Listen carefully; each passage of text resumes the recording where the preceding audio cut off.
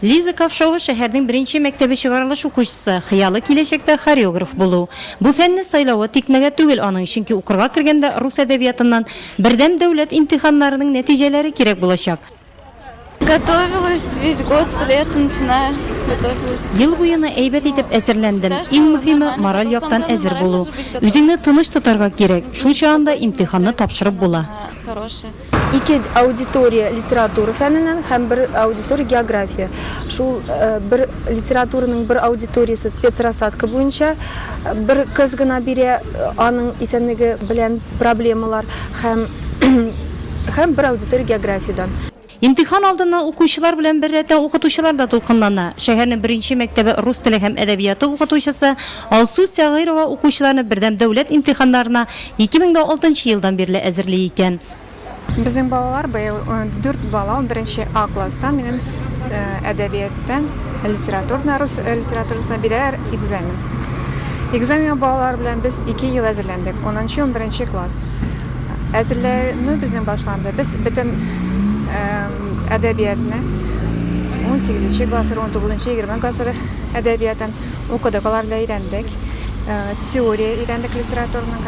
Аннары балалар белән бөтен сорауларны, нидән сораулары бар иде, җавап бирделәр аларга. Кыенлыгы булды инде. Быел бик досрочная сдача булган вакытында әдәбиятыбызның әзиде материаллар. Бердәм дәүләт имтиханнарын тапшыручылар арасында 3 ел элек мәктәптә музыка көллиятенә китеп укырга кергән Әдилә Юнысова белән Искәндәр Гайсин да бар иде. Булачак җырчыларга югары уку йортына керү өчен рус әдәбияты фәненнән бердәм дәүләт имтиханнарын бирү кирәк икән. 10-дан киттем класстан һәм хәзер бирергә булдым. Мин үзем әзерләндем һәм нәрсәдер оныттым, бутха укыдым. Онлайн тестлар решать иттем инде. Быел 385 чыгарылыш укучысы бердәм дәүләт имтиханнарын бирәчәк.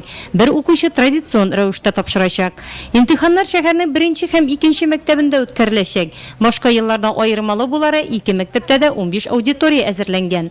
Аларның һәрберсендә 2шәр видео күзәтү камерасы урнаштырылган. Һәм укучылар имтиханга металл детектор аша үткәрелеп кертелә. Металлоискатель аша балалар да һәм бөтен организаторлар да үтеп керә. Бер нинди телефон, бер нинди тимер әйберләр белән керә алмыйлар балалар да, укытучылар да. Һәм кабинетларда видеокамералар тора. Укучыларга рус теле буенча мәҗбүри сынау майның 29-ында үткәреләчәк. Математика буенча 5 июньдә. Районда бердәм дәүләт имтиханнарын тапшыру 11 июньдә төгәлләнәчәк.